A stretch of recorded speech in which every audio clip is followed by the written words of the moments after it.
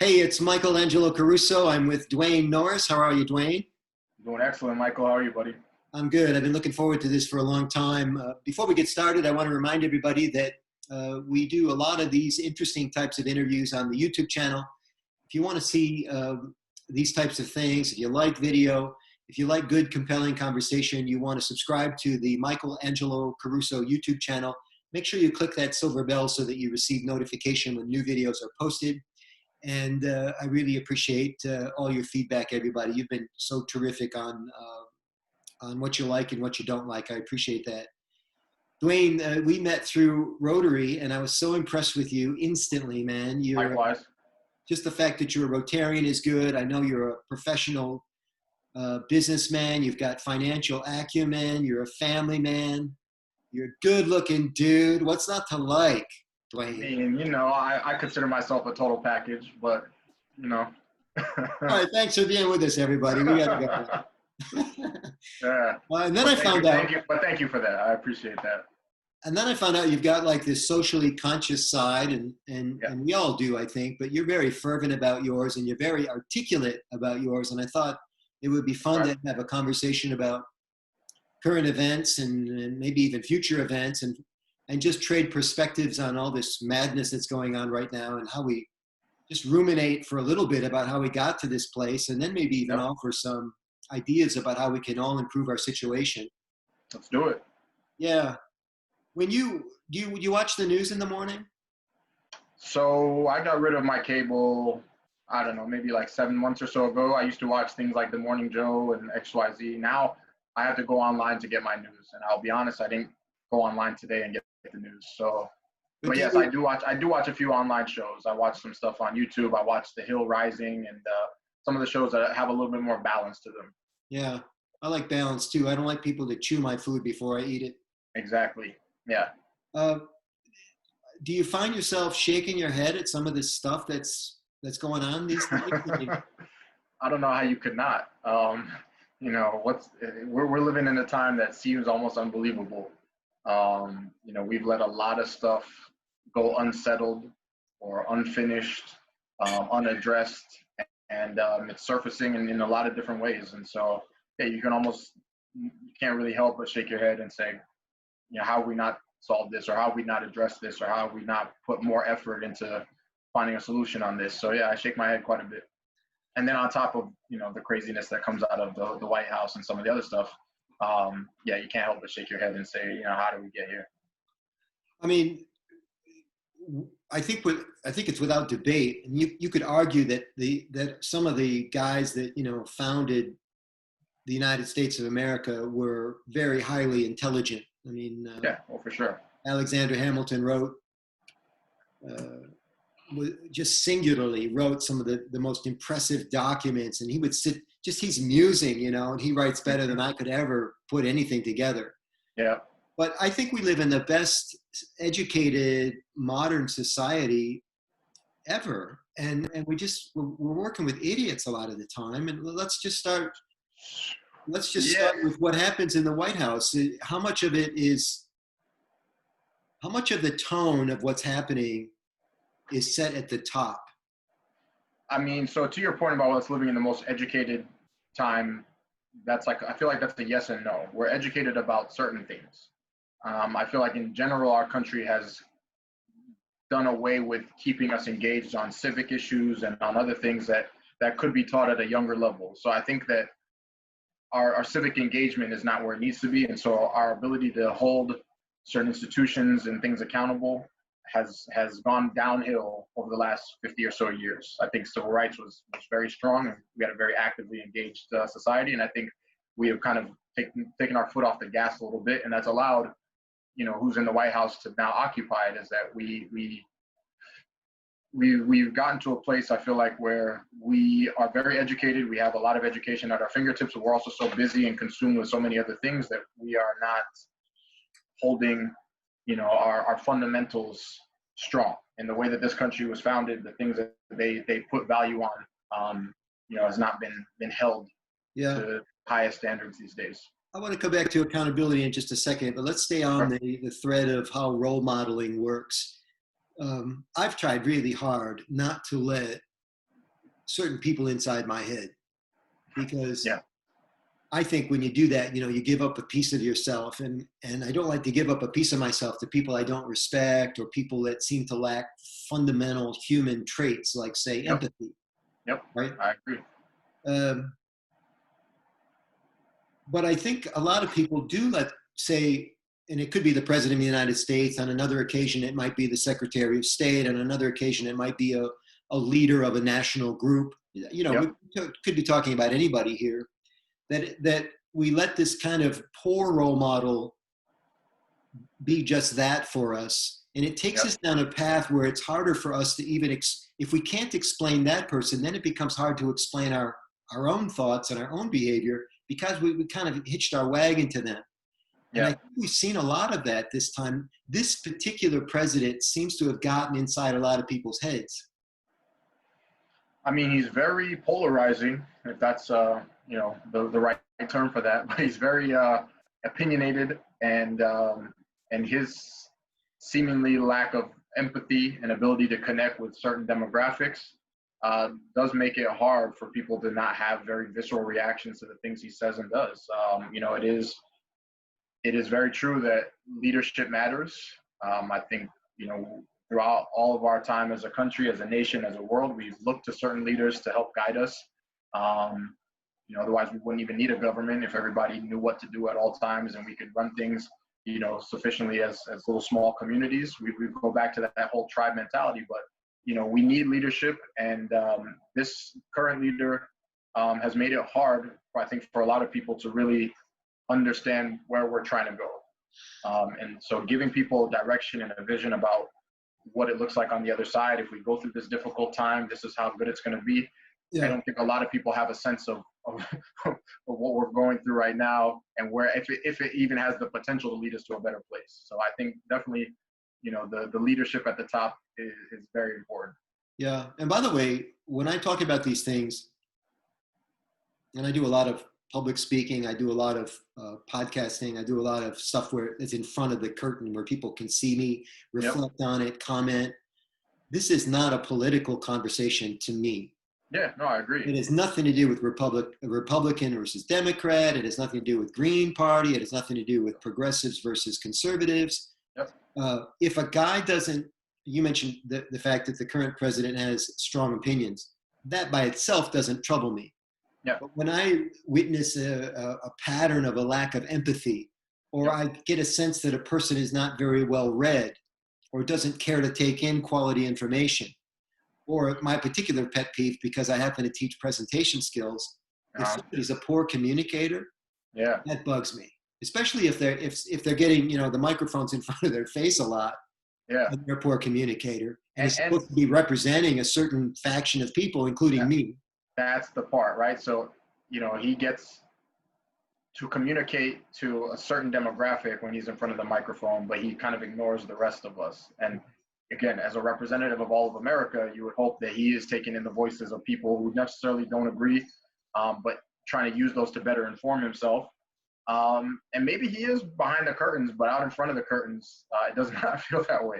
It really doesn't feel that way. And so, I'm not a political guy in the sense that I don't really care about red and blue, and I don't really care about Democrat, Republican. I consider myself pretty independent and a free-thinking individual. I like to weigh facts and data, and I like to understand both sides of anything before I'm trying to, take my hardened opinions. And so, him being a Republican doesn't bother me. What bothers me is, again, as you mentioned, the lack of empathy and the lack of seemingly care for certain subsets of our community. And, even if he has them, which let's pretend like he does, not being able to communicate that is where a lot of that visceral frustration comes into play. Yeah. So that even if you say you do care about Black people, marginalized communities, gay people, and you do, and you're trying to work out policies behind closed doors that do actually help these communities in broad terms, not being able to articulate that in a way that connects is a big issue. So yeah, part of the problem with wobbly communication is that it's more open to interpretation. Yeah, absolutely. So if you tend to be a person who's not articulate, your message doesn't land because it was never carefully crafted. Yeah. Even carefully crafted messages are open to interpretation. For sure. But when you're wobbly about it and you have a poor vocabulary and you repeat the same words over and over again, it doesn't provide meaning and nuance and direction to your message. It's just kind of this blob of talking points that comes out. Yep. You mentioned that an issue with accountability, and you linked it to education. Like here we are, this allegedly highly educated, and there are people among us, of course, that could do better with the education piece. But you linked it to a lack of accountability. Can you talk more about that? Why do you feel like the fact that we're highly educated and have the ability, you think when you become highly educated, it's easier to hold people accountable? I would hope so, because you know what they're talking about. You can then, just like you mentioned, that blob of information when someone's trying to throw so much stuff at you and see what sticks. But when you have discernment and you have education, you can sort through what's fact and fiction a lot easier. And I think we have a society that has gotten, I don't want to say dumbed down because I hate that, but we like the quick and easy talking points, and we're missing a lot of nuance at least in our political sphere. And I feel like we're not teaching civics and community engagement and political engagement in schools and things like that. We're kind of expecting people to figure those things out on their own. And it's maybe not the way that we should be.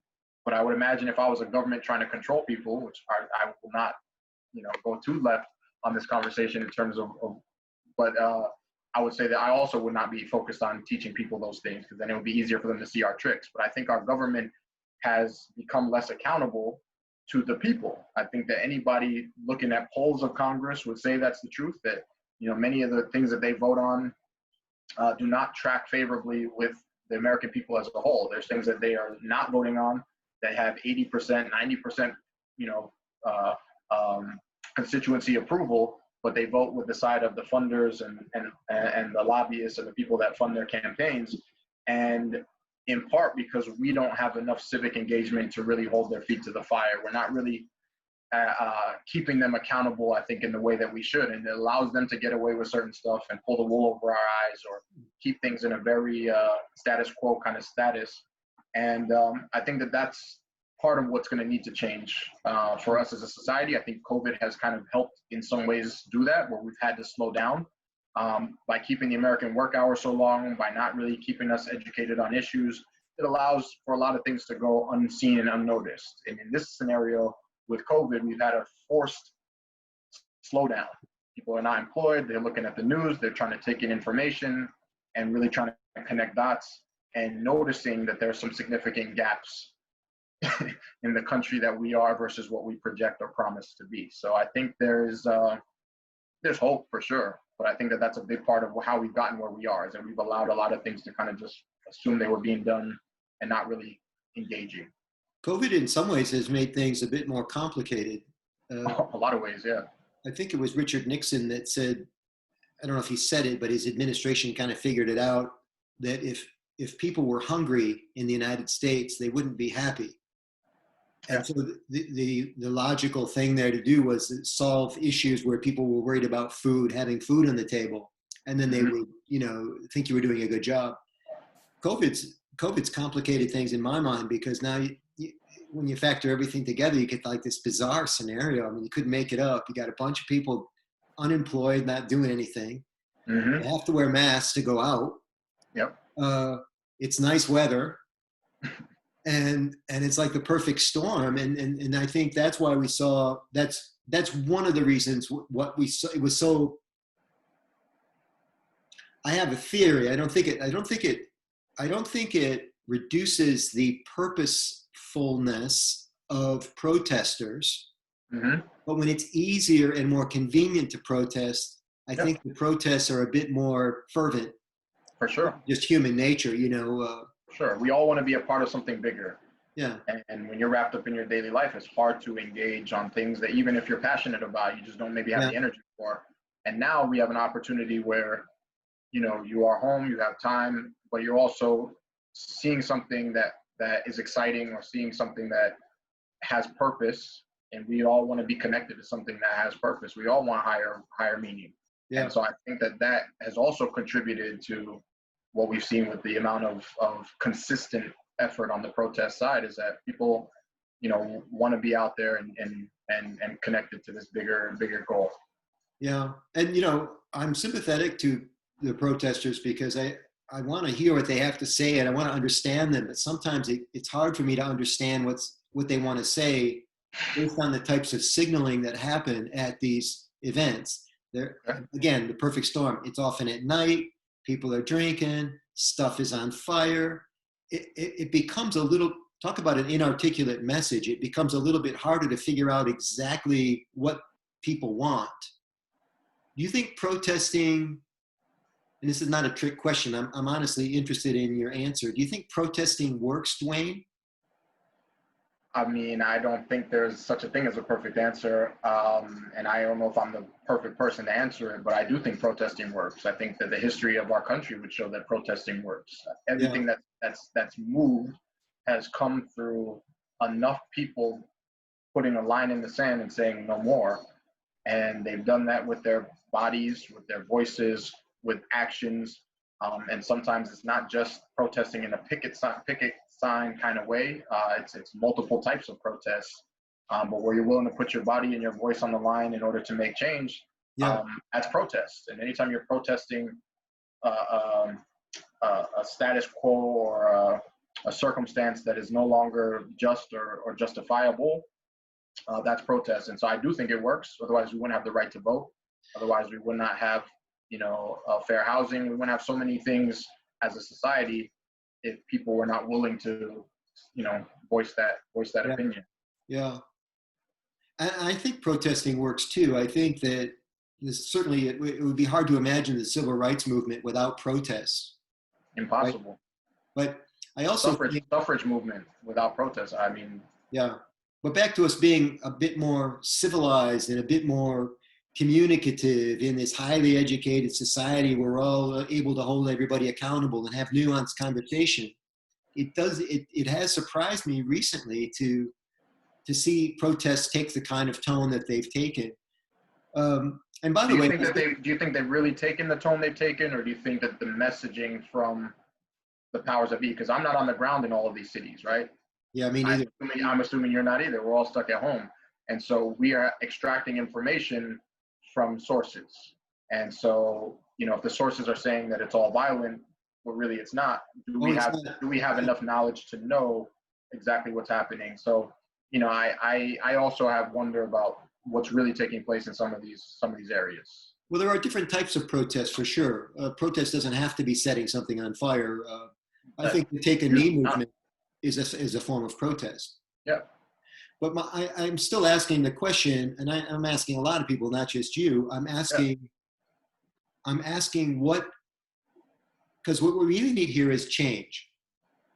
We don't need virtue signaling. We don't need everybody virtue signaling. That won't be the change that we need. Right. But if virtue signaling, it's like a teeter-totter, right? If that's what triggers the movement, when I say movement, play on words there, I mean the behavioral shift that's necessary, because you get enough people practicing the visual virtue signaling.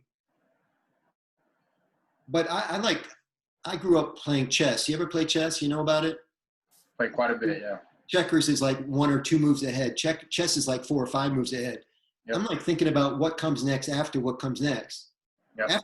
After you get all the players and all the people in the stands taking a knee during the national anthem, what next? That's what I like to think about. Oh, but that goes back to my previous point, right? It's us being engaged civically in a point where we can hold institutions accountable for actions. Mm-hmm. And so if everybody's on the same accord, right? If you have an entire stadium of people taking a knee, ideally they're taking a knee because they understand the issue. And if the issue is something that they actually now care about, then I would imagine that they're going to be willing to vote for people who care about similar issues, that if something is on the ballot, they'd be willing to vote for that if it's an amendment or whatever the case may be. Yeah. That if their city is not doing the things that they want them to do, they're willing to send an email, a phone call, and really pressure their elected officials to make changes on the things that they now say they care about. So, the process of educating people is where we are right now. I don't fully know what happens next, and that's why I would never discount the protests in all of their different forms. I don't agree with burning things. I don't agree with looting. I don't agree with some of the more violent part of it, but I also don't agree that that's the majority of it. I think that's a very small minority, but the messaging is just to focus on those individuals in order to skew the conversation. But I do think that as we have more people out here willing to voice and really share perspective, you're educating an entire country about many things that we just don't talk about, that were not addressed for at least for the last 50 plus years, that weren't in our school books in a significant way. And I think a lot of people are learning about injustice in this country. We paint a very nice rosy picture as America, not only to our citizens, but to people abroad that want to come here for a chance at a better life. We very much kind of gloss over the poverty that we have. We gloss over the inequalities we have. We gloss over our prison system and the fact that we have the most highly incarcerated nation in the world. We gloss over the fact that our healthcare system fails a lot of people, income inequality. These are things that are now being addressed, and we're trying to get to the root cause of them. And you can only get to the root cause of them as you start to understand and unpack a little bit more of what's happening in this current environment. So that education is something, as I said, that it's been happening underneath our nose for all these years. Everything from redlining to incarceration has all happened within our generations. Yeah. But we just weren't paying attention to it. Is it a safe assumption? Is it a safe assumption, Dwayne, that, and I'm asking a very simple question, I realize it's complicated. Is it a safe assumption that if people are taking a knee, that they understand the issue? No. That they understand anything? That's not a safe assumption, no. And I worry about that too. But it's still progress in my mind, in the sense that they are willing to side. Like sometimes taking a side matters, even if you don't fully know the issues. I'm not great at it. As I told you, I like to weigh both sides of every issue before I take a stance. But if you can look over there and know that that's wrong, yeah. Even if I don't fully understand what's happening over here, I can assume that maybe I'm on the better side because I know what's happening over there is not right. Right. So for that part, I would say if people are taking a knee, even without fully understanding the depth of what's happening, they've seen enough to say, I know that I don't agree with that side. Right. Another type of this virtue signaling, and maybe you would disagree with me, that it's more than virtue signaling. It's more than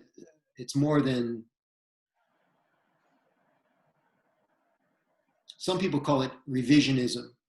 And you could argue that history has been revised this way, then this way, then this way, then over here, then over here. If you tell the story enough times, it can take all kinds of shapes. Yep. This idea of statue removal and names being taken down from buildings is an interesting one, because while it's true that a lot of these guys, mostly guys, lived in a much different time, and a lot of them were scoundrels, the percentage of people who it turns out have issues is very, very high. Like somebody told me one time, all great men, almost by definition, have shadows that follow them, because this concept, nobody's perfect. And by the way, I'm not defending Woodrow Wilson or Thomas Jefferson or George Washington or any of these guys. Yep. This was the time, this is the way it was. And by the way, it's happened. The best you can with what you know. Yeah, and it's happened in every country, not just ours. We tend to focus on just the scoundrels in America, in America's history, but there are scoundrels in every country in all history. Right. When I learned to drive, I learned to focus 95% of my time in the windshield and only 5% in the rearview mirror. If we keep taking, and I'm not saying we shouldn't take some of them down, but if we keep taking down statues of people who had shadows and renaming buildings, do you know how many schools are named Wilson and how many schools are named Jefferson? We're going to be spending a shit ton of time and energy looking in the rearview mirror. What is your perspective on this in terms of actual change? I mean, there's a lot in there. So I feel like we do spend quite a bit of time in other countries telling them who they should follow and who they shouldn't follow. At least in the now, America has become very much like that police state, right? We go in other countries and tell them what's right, what's wrong. You need democracy. America's policeman. You need to change the way you do this. So I feel like we do spend a lot of time in other places trying to help them correct behavior. And now we're doing it at home. We're doing a little house cleaning. As far as taking down all the statues and everything else, I'm a little mixed on it. I don't believe that we should be having symbols that represent, bigotry or racism, etc. But I understand that everybody's past is varied, and you can do good things while still having a lot of flaws. So that's not my focus personally. But I do understand that there are many people who look at those symbols and get pride from it in a way that is not helpful, or that fuels more hatred towards others. So they look at that symbol and they get a certain sense of it. You and I might look at it and say, oh, it's a piece of history. And they look at it and say, no, that's my birthright. That's my, that shows that I am, the original person of this country in XYZ. So I think it is important to correct the record. And I think part of why the statues are coming down is our history books don't teach us facts. When I talked about education, it's like our history books have whitewashed quite a bit of history. Native Americans, Incas, Mayans, Black history, African history, we've whitewashed quite a bit. And I think that we are now having to reconcile with truth in a very different way. And that's what I think is happening. How important is it versus what we need to do ahead? It's not at the highest priority, but I think we all know that symbols matter. Many people, love our flag. We love Jesus. We love the cross. We all know that symbols have power. And in essence, these are symbols that give power to some and essentially subvert power for others.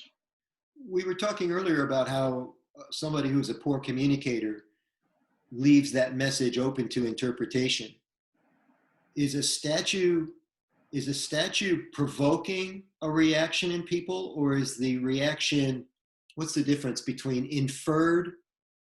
What is it? Inferred and implied?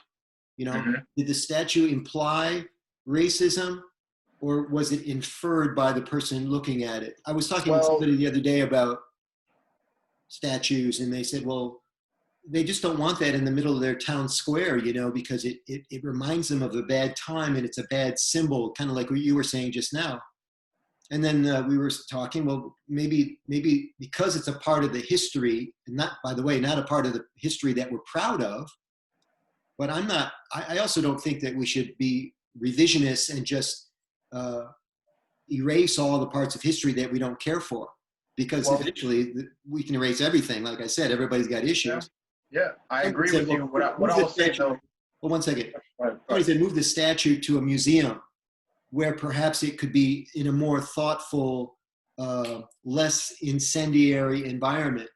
And the person said, no, it would still be a negative symbol, no matter where it was. It has to be invisible. It has to be gone.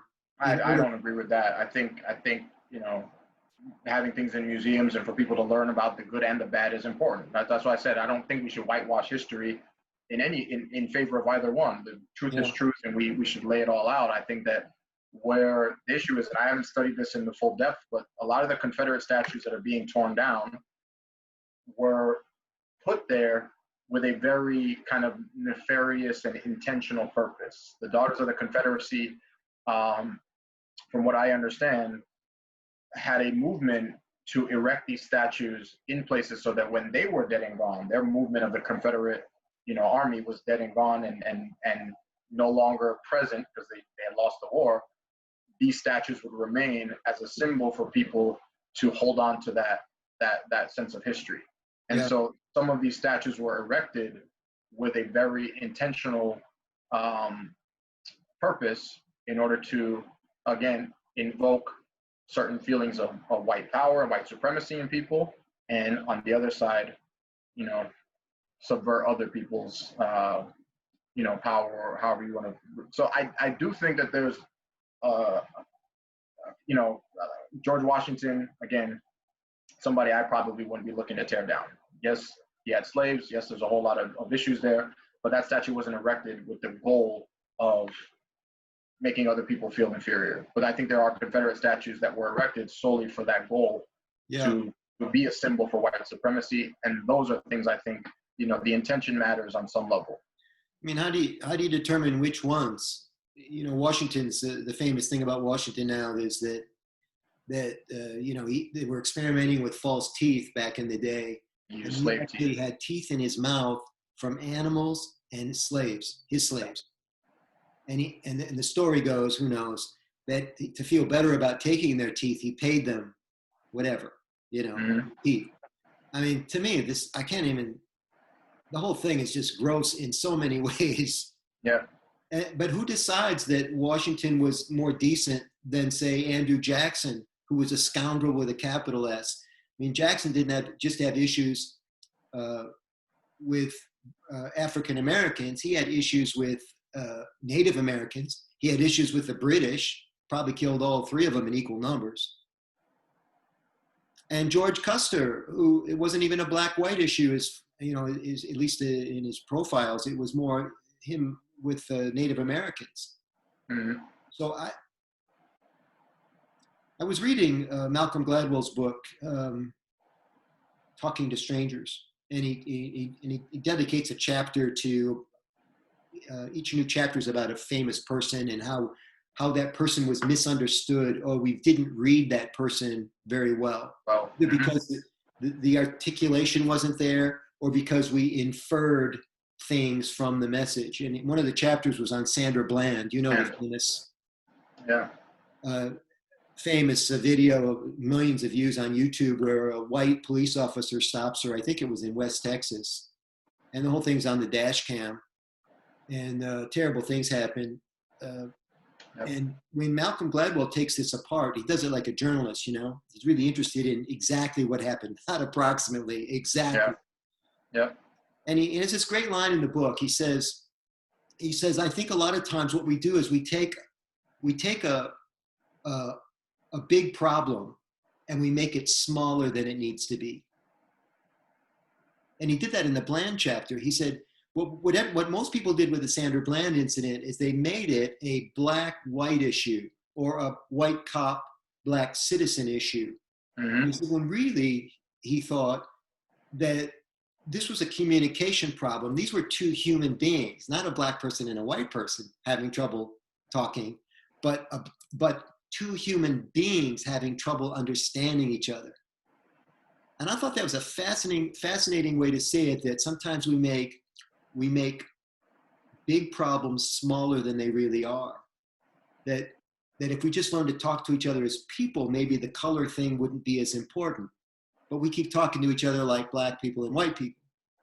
Or superiors and inferiors. I think that was more of a case of that officer felt slighted by her lack of respect, that he didn't feel that she was giving him the proper due. And I feel like, this issue that we're seeing of Black Lives Matter and the pushback against police brutality is part black-white, but I think it's more power versus who doesn't have power. And in this country, it's always been black people, you do what we say. And I feel like that's what brings up these feelings, is anytime an officer feels slighted, the first thing that sometimes happens is the resort to force and violence, as opposed to, again, as you said, how do we better communicate and understand how to find some common ground. But if you don't look at that person as an equal, or if you don't look at them as, a human, or you don't look at them with the same level of respect that you would want for yourself, there's always going to be some disconnect. And I feel like that was a big part of that disconnect, is he didn't see her as somebody who should have been having a say in anything that he had to tell her to do. Yeah. And not to isolate Sandra Bland, because it was such a weird, some would say common, some would say very unique situation. I'm okay with both descriptions.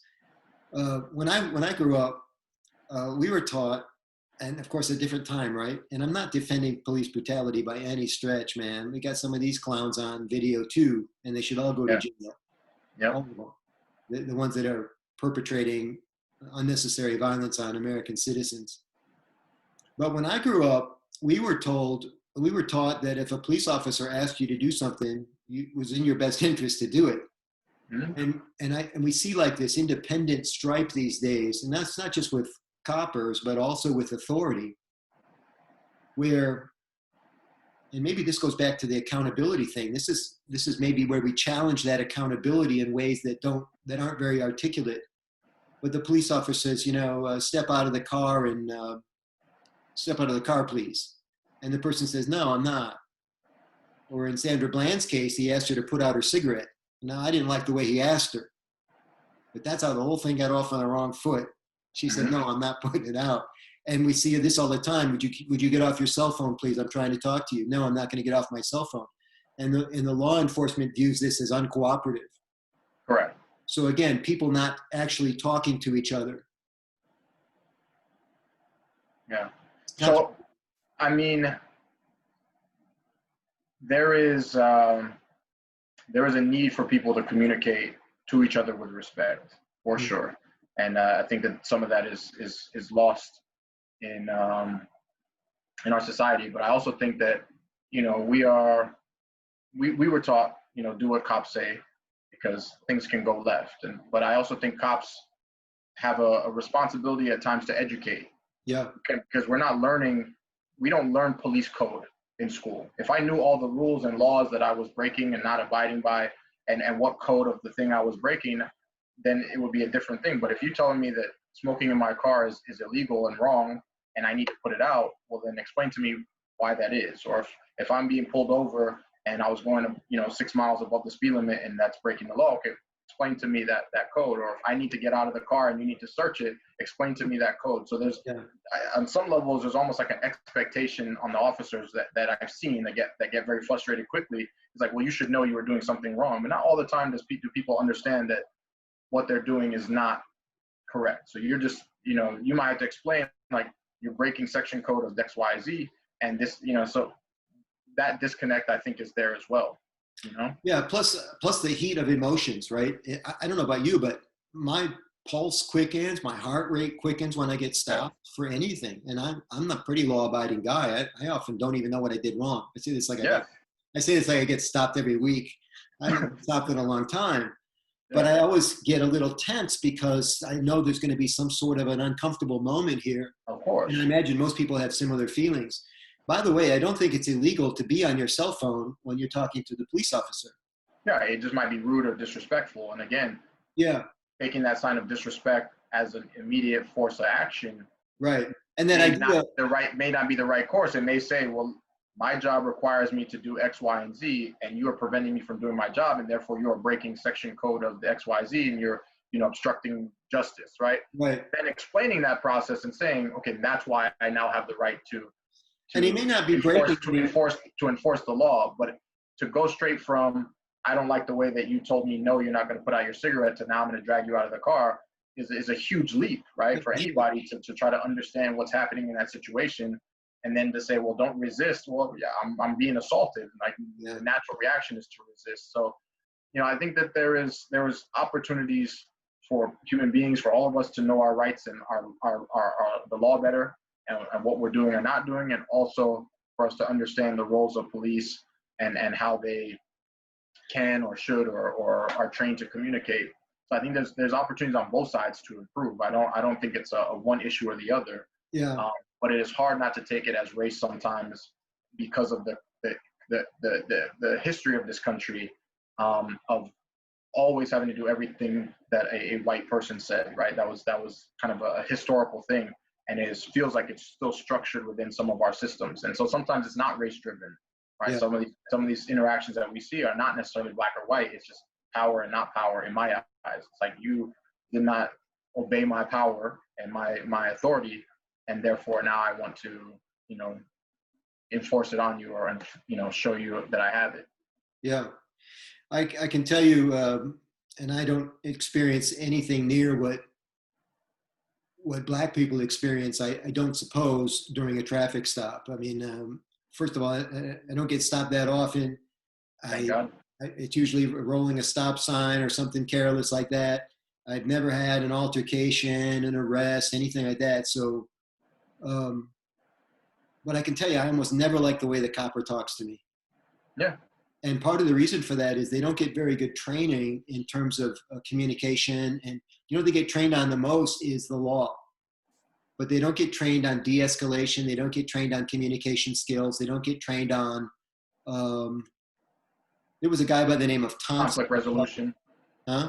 Conflict resolution. Conflict resolution. There was a guy named Thompson who wrote a book called Verbal Judo.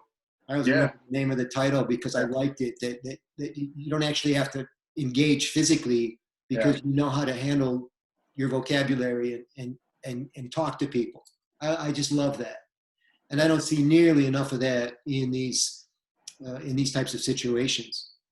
So, I mean, and that's what I said. That's what I agree. And, that's what I think that this pushback is a history, whether it's, again, so a lot of these things may not be race driven, but the history of this country was race driven, right? The history of policing came from slave patrols, and the history of enforcing the law and using it punitively against Black people has been a history of things. So even if now it's not, it's hard to equate the two. If it's just a communication issue, it's hard to say, well, that's all it was, right? So that's where I think our dealing and addressing some of our nation's history is being helpful for us to have these better communications. Because now if I understand that you are triggered, right, I'll use another word, use virtue signaling as a kind of new word. This triggering is a word I've learned over the last couple of years. But if people are being triggered by the way that the officer's talking, again, it might not be just that officer. It's like a history. It's like a series of events and experiences that have happened in your life that this person has now triggered this feeling of they're trying to subjugate me. So having a better tone, I'm sure would be helpful in some of these scenarios. But then on the officer side, they may feel like if my tone is too nice, then you don't feel me as an authority and you won't respect me. Well, I think some balance. Anytime you're talking to somebody with authority, if they're too nice, something's wrong. But where are we going? They're trying to trick you. Let's talk about that. Let's talk about 4 and 5 moves ahead. Where and when and what does it look like when we get to a place where virtue signaling isn't necessary, protests aren't necessary, and maybe this is maybe they'll always be necessary. But if we're looking for a better place, if we're trying to get to higher ground, what does that look like? How do we know when we're there? What are you hearing from the street and your great organization, it's soulfulsynergy.org, where you're doing this type of community outreach and helping people have a voice and helping people get sorted out on these types of issues. What's it look like and how do we know we're there? That's a big one, my friend, because there's so many issues that right now seemingly require protests.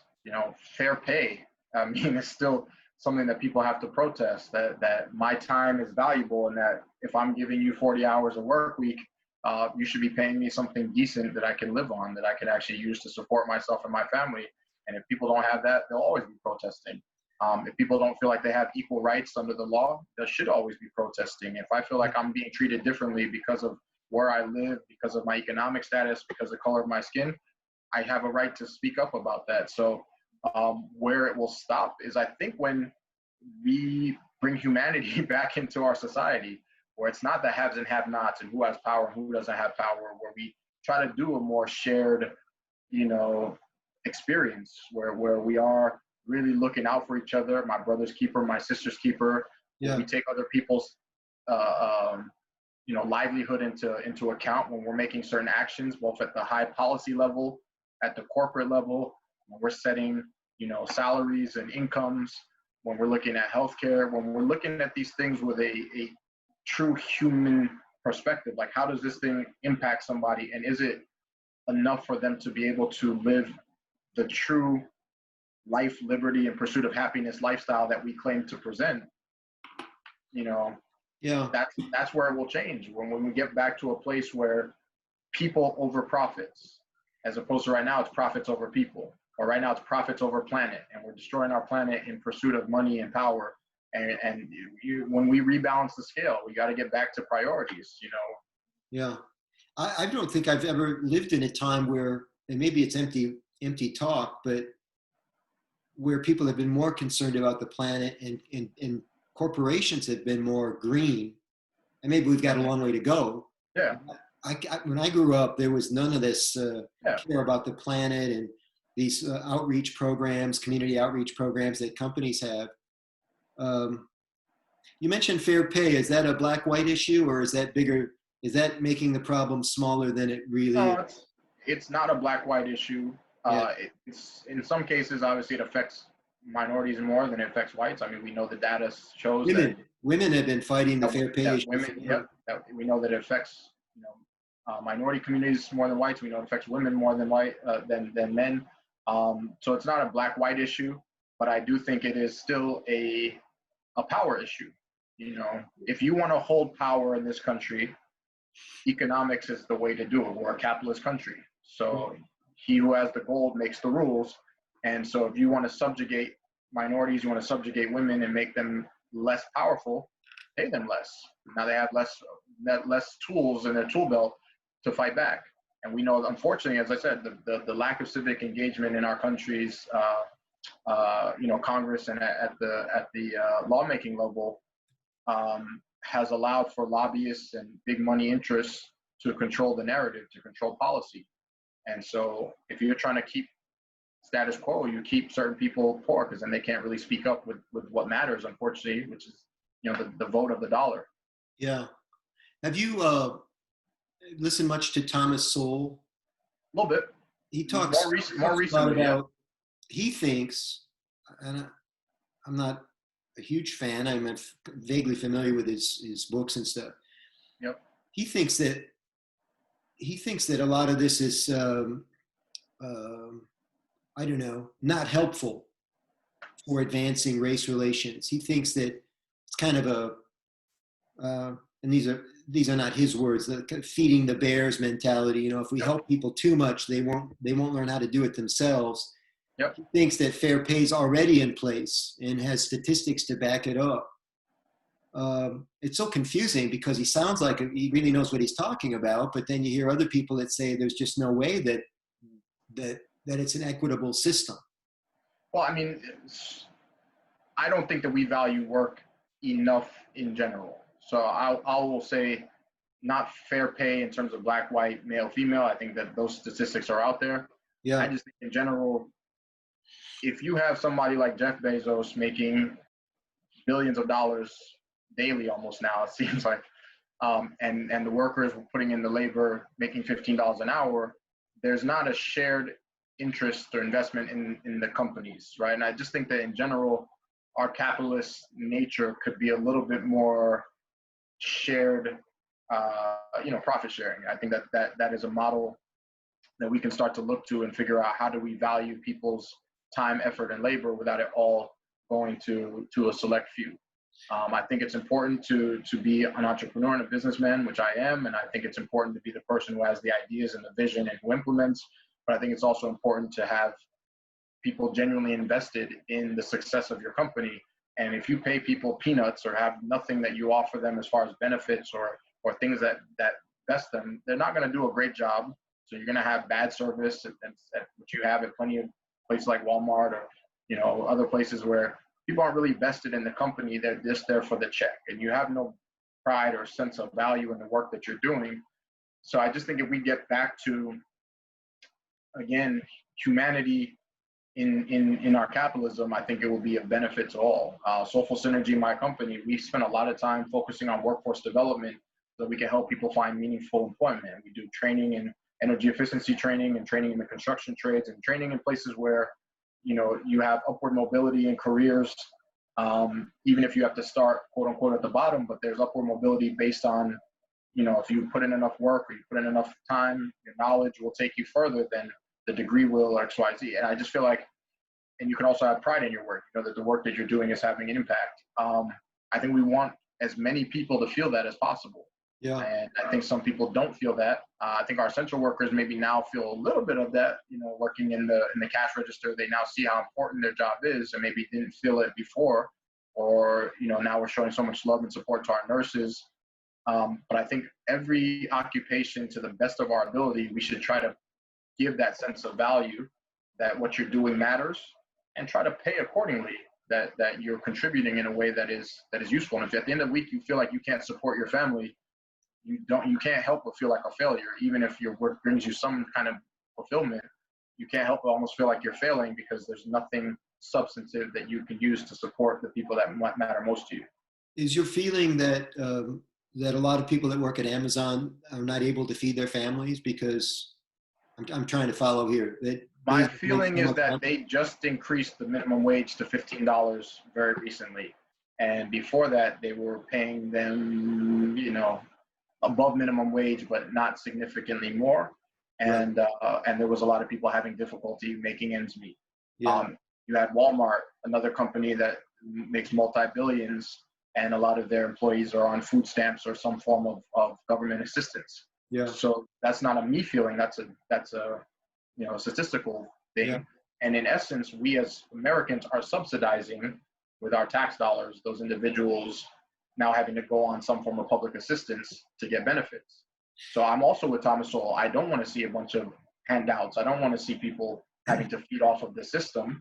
We want to make people self-sufficient, self-reliant, self-sustainable, but you can't really do that if we're not valuing work at the level that it probably should be. Do you feel any better about Bill Gates, who, if you go back in time, instead of using the name Jeff Bezos, we would have talked about Bill Gates and Microsoft. Mm-hmm. Bill Gates has pledged to give away all of his money, has given away millions, maybe billions of dollars, and then signed up a bunch of his friends to do the same thing. It was a big thing 8 or 10 years ago that none of them wanted to die with any money, which probably pissed off all their kids. But I think it came from Andrew Carnegie. Gates makes the money and then gives it away. How do you know that Bezos isn't going to do the same thing? Maybe all won't be forgiven, but does it make him a better person? Why I do and I don't. I mean, why wait 30 years to give away all the money when you could be improving lives today? If you change the structure of the business, it's not going to drastically affect your life. Bezos will still be doing quite all right, but you would improve the ability for people to have more sustainable income to take care of their families, to invest, to retire better, to make their communities safer and healthier, and not have to work as many hours to get the same amount of pay, which means they can be more civically engaged or more engaged in their family life. I kind of find the giving away all the money useful and a little shammy kind of thing. It's actually a book. Late on the uptick. There's a book, Winners Take All, and I haven't fully read it, but I've watched several interviews of the writer, Anand Galafine. I can't pronounce his last name. I don't even want to ruin it. But Winners Take All, and he talks about this society that we've created in which, again, those at the top make so much and then basically give back small little things to kind of pacify us. It's similar to like what our government does at times. Like right now you have Black Lives Matter protesting, and some of our local governments are like, we'll give you a mural, right? And hopefully that will make you feel happy. It's like, we're running the game, and here's a little something to quiet you peasants down. And that's kind of what happens at some of these levels. I'm not talking about Bill Gates specifically, but just, I don't want to discount people being generous, because at some point they don't have to be, right? They could all just be greedy and keep it all, but you also have to figure out what role are you playing in benefiting or hurting society. And Jeff Bezos has the opportunity through paying better wages to make more of an impact than he would giving away money to specific organizations to put band-aids on problems that are root cause issues. And at the same time, I do feel like we have to, again, get back to providing people more sense of worth and sense of our shared experience. And I think that that's important when people have a job that they are excited about, when they have time to spend with their family, when they're more present in life as opposed to working countless hours. I think that that's all a humanity issue. I think it all brings back to, quality of life. Yeah. We began this conversation talking about role models. Can you talk about a role model business person of any color who is paying more than minimum wage or being more than fair to employees, who can kind of set the tone and set the table for other business owners? It's a good question. I'm gonna have to go do some research on that one. I'm even thinking it would be helpful to have a person of color doing extremely well, leading the way, you know, by example.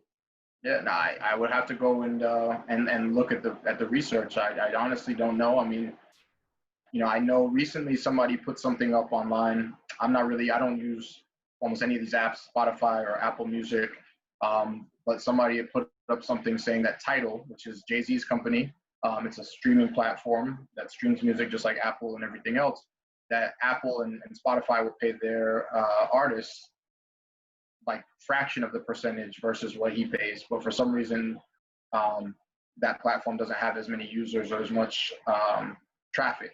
Yeah. So I do think that, you know, these are things that we have to start investigating and hopefully making that information more readily available. Because I don't really know what happens at all the corporate levels, but I do know that a fight for 15 or any kind of basic minimum wage that becomes livable is still a protest that's happening. And I don't think people would have to fight for it if it wasn't affecting their lives. If people were living comfortably on $7.50 or $7.25 of minimum wage, then they wouldn't protest. So there's like this punch list of things that have to happen in order for, you know, the people protesting, whoever they are, because we've seen people of all color protesting this year.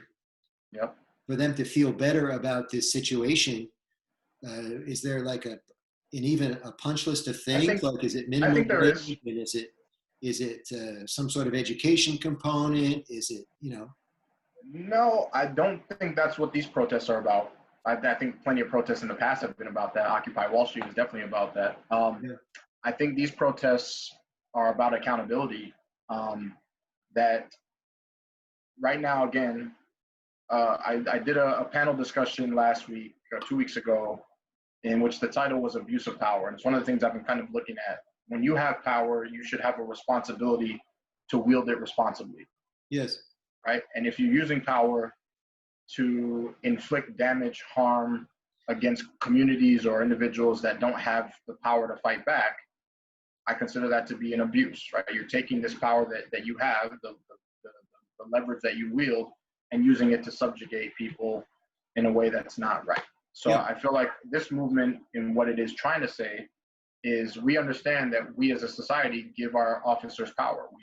We have granted that authority to them, right? It's all a social contract. You know, yes, it's legally binding in a lot of places, but it's a social contract in which we say we give our police power to patrol our communities and make them safer. We give our government institution the power to make laws on our behalf and to represent us. We give our president power to go out and speak on our behalf to the world and to represent us, you know, on the global stage. We bestow these powers as individuals to do this work on our behalf. And anytime somebody is breaking that contract and breaking that trust and abusing that authority, that is going to get a pushback. And it's getting louder because I think we all feel like our systems, not just in policing. I think that, again, policing is a piece of what's happening.